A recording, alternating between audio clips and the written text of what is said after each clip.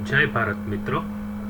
मैं हूँ doctor Jignesh are Mehta और आज के लेक्चर में मैं बात करूँगा air conditioning and psychrometric processes. Air conditioning का अर्थ है वातानुकूलन प्रणाली, वातानुकूलन प्रक्रिया। तो सबसे पहले बात करेंगे कि एयर कंडीशनिंग वातानुकूलन प्रक्रिया का अर्थ क्या है। सामान्यतः वातानुकूलन प्रक्रिया का अर्थ हम जो करते हैं वह यह चित्र में दिखाया गया है। यह एक कन्वेंशनल या पारंपरिक प्रणाली है। वातानुकूलन प्रणाली में प्रणाली का कार्य है रूम में से गर्मी खींचना, रूम में से हीट लेना और रूम में कोल्ड एयर या ठंडी हवा वापस देना।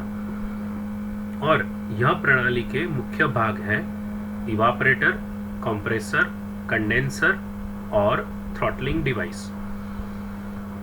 यह प्रणाली रूम में से गर्मी खींचती है और उतनी गर्मी और उसके उपरांत कंप्रेसर की जो बिजली खपत होती है वह वातावरण में बाहर फेंक देती है। तो यह है पारंपरिक एयर कंडीशनिंग सिस्टम।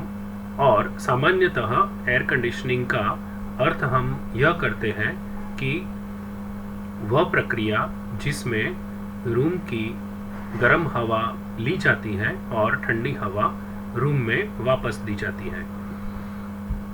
लेकिन एयर कंडीशनिंग का एक व्यापक अर्थ है जो हम ये स्लाइड में समझेंगे। यह स्लाइड में दिखाए गए चित्र से आप एयर कंडीशनिंग का जो व्यापक अर्थ है वो अच्छी तरह से समझ सकते हैं। जैसे कि अगर आपको बहुत गर्मी लगती है, if it is too warm, तो भी आपको एयर कंडीशनिंग की ज़रूरत है।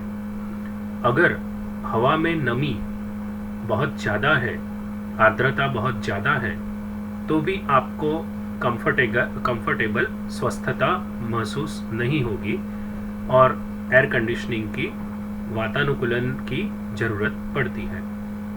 इससे ऑपोजिट बहुत ठंड है फिर भी और उस समय भी एयर कंडीशनिंग की ज़रूरत पड़ती है और उस समय एयर कंडीशनर वातानुकूलन प्रणाली आपको गर्मी देती है, वो रूम में गर्मी देती है।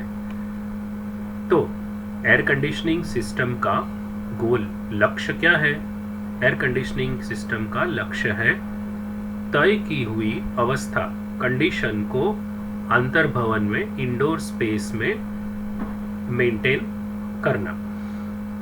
तो यह एयर कंडीशनिंग का व्यापक अर्थ है।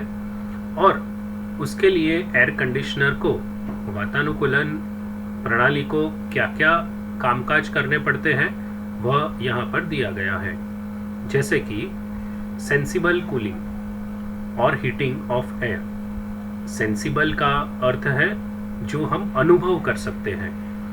तो एयर कंडीशनिंग सिस्टम हवा के तापमान को, टेम्परेचर को कम करता है और ज़रूरत हो तब टेम्परेचर बढ़ाता भी है। तो इसे कहते हैं सेंसिबल कूलिंग और हीटिंग, जो तापमान के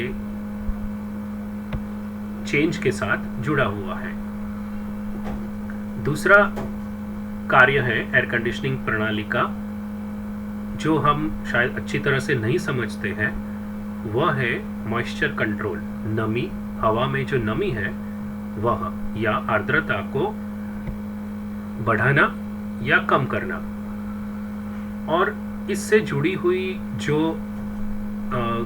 गर्मी है या एनर्जी है वो अव्यक्त, गुप्त, लेटेंट है, क्योंकि वह एक फेज चेंज के साथ जुड़ी हुई है। तो जो मॉइस्चर है वो एक प्रकार है पानी का, और पानी के दो स्वरूप हैं, या तो वो प्रवाही स्वरूप में लिक्विड फॉर्म में हो सकता है या वो भाप के रूप में हो सकता है। तो यह स्वरूप जब बदलता है तो उसको प्रवाही में से भाप बनाने के लिए हीट की, ऊर्जा की ज़रूरत, ऊष्मा की ज़रूरत पड़ती है।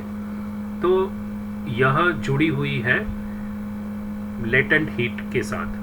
तो आप नमी निकालते हैं या नमी ऐड करते हैं तो उससे वो भी एक एयर कंडीशनिंग का कार्य है, एयर कंडीशनर का कार्य है। एयर कंडीशनर का कार्य कूलिंग या हीटिंग करना, ठंडक या गर्मी देना, वह एक है। दूसरा अभी जैसे बताया वो नमी कम या ज़्यादा करना है, और उसके अलावा उसके और भी कार्य हैं, जैसे कि हवा को गति देना, उसका संचरण, अंतर्भवन इंडोर स्पेस है, उसमें संचरण सर्कुलेशन करना, उसका वितरण डिस्ट्रीब्यूशन करना जो कि डक्ट्स के द्वारा किया जाता है, और वेंटिलेशन मतलब बाहर की जो शुद्ध हवा है उसे अंतर्भवन में, इंडोर स्पेस में लाके देना, और हवा की शुद्धता भी बरकरार रखना। यह सब एयर कंडीशनिंग सिस्टम, वातानुकूलन प्रणाली के कार्य है। Thank you.